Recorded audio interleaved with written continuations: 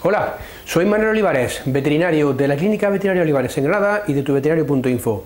Hablábamos el otro día de un tema bastante importante que era el control de la hemorragia en nuestros perros y hoy vamos a hablar del mismo pero en relación a nuestros gatos. Pero antes de nada, como siempre, me gusta recordaros que si queréis ser los primeros en recibir este tipo de vídeos informativos, no dudéis en suscribiros a nuestro canal y también podéis seguirnos a través de Instagram.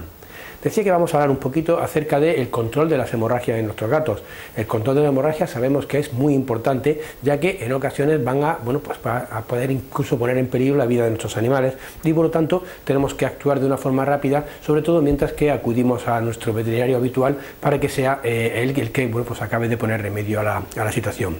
Las hemorragias pueden ser bastante aparentes, son hemorragias externas en las que vamos a ver ese sangrado que sale hacia el exterior, pero no hay que olvidar nunca que también se pueden producir hemorragias internas.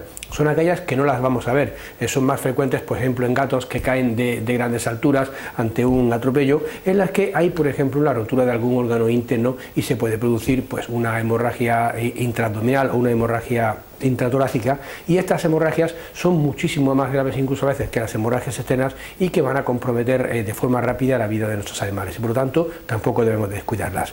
En el caso que hablamos ahora de las hemorragias, que sí vemos las hemorragias externas, tenemos que aquellas, aquí tenemos hoy a nuestro ayudante y tenemos el caso de hemorragias, por ejemplo, que se producen, un sangrado que vemos a través de la piel, hay una herida, por ejemplo un corte, y que tenemos que hacer si estamos en casa y tenemos a nuestra disposición algodón, gasas, compresas e incluso estériles, las vamos a hacer como una pelota y la vamos a aplicar fuertemente sobre esa herida.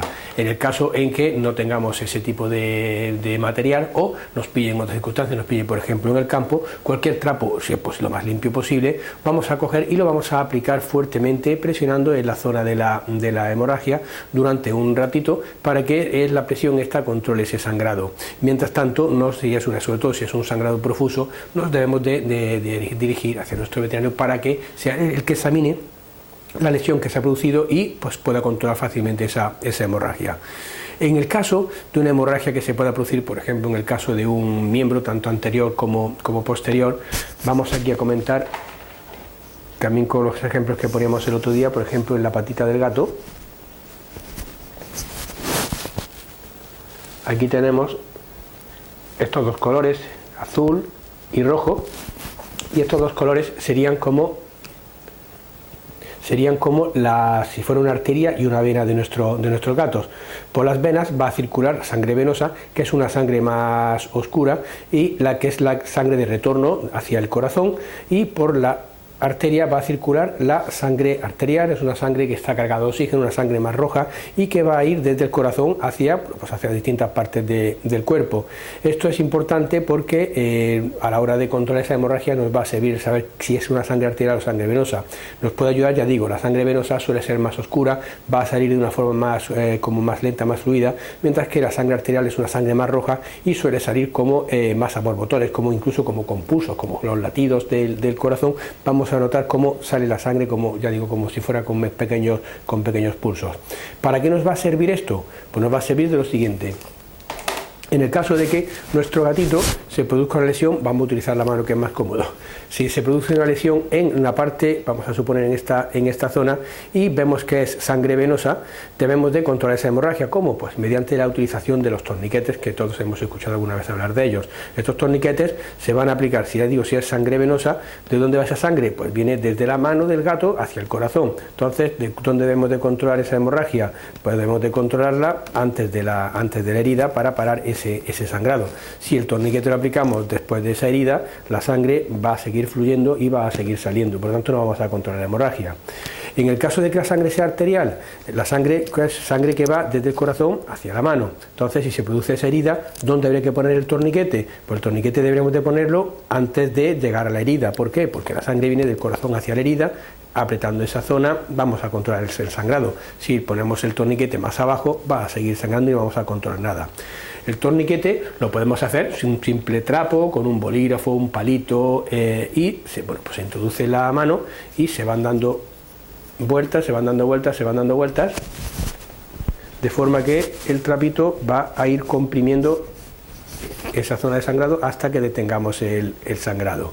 El torniquete, antiguamente se decía que no sé, pues había que ir cambiándolo cada 15 minutos, pero a día de hoy los estudios ven que hay pues un rango de seguridad de hasta 2 horas. Mantener el torniquete esas 2 horas, ya que muchas veces sí, soltamos el torniquete, lo aflojamos cada 15 minutos, en ese momento que aflojamos el torniquete se puede volver otra vez a producir ese sangrado, sobre todo si es un sangrado profuso. Hay que tener en cuenta que dependiendo del tamaño de los vasos, la gravedad de la hemorragia va a ser mayor o menor. Si son vasitos pequeños, la importancia va a ser menor, pero si son arterias o venas importantes, ya digo que el sangrado va a ser importante y el riesgo para la vida de nuestro gato también va a ser más importante. Por lo tanto, ya digo, ese torniquete se aplica, no hay problema en dejarlo hasta 2 horas, mientras que por supuesto acudimos a nuestro veterinario y ya en la clínica veterinaria pues se procederá a examinar esa herida y se verá si hay que suturar, cerrar esos vasos y por supuesto cerrar la herida que se ha producido.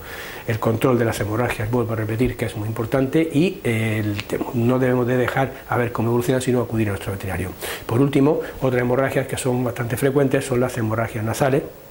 Y para el control de las hemorragias nasales no tenemos que hacer lo que se hacía antiguamente, que era coger y levantar la cabeza de nuestro gato, ya que esa sangre podría parar, aspirarse hacia los pulmones, y esa sangre podría parar hacia el estómago y muchas veces va a provocar una irritación del estómago, dando lugar a que haya vómitos. Por lo tanto, debemos de tranquilizar a nuestro gato lo más posible, porque el estrés y los movimientos van a facilitar ese sangrado. Debemos de mantener la cabecita en una posición lo más neutra posible y con un trapito, sobre todo una compresa con hielo, lo podemos aplicar encima de la zona de la trufa, sobre la zona de los huesos nasales, de forma que esto nos ayude con esa compresión a controlar esa hemorragia.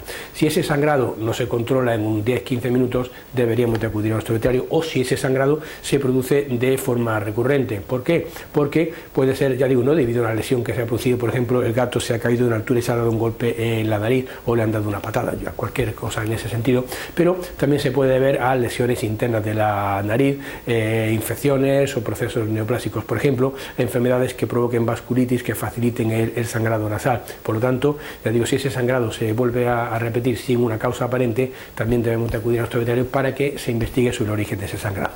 Pues esto es lo que quería comentaros acerca de este tema. De todas formas, ya sabéis que si hay cualquier duda sobre esto y cualquier otro relacionado con la salud de los animales, podéis contactar con nosotros a través del teléfono de consulta que aparece en nuestra página, tuveterinario.info, y ahí estaremos encantados de solucionarlas. Bueno, pues espero que el vídeo sea de vuestro interés y nos vemos en el siguiente. Hasta pronto.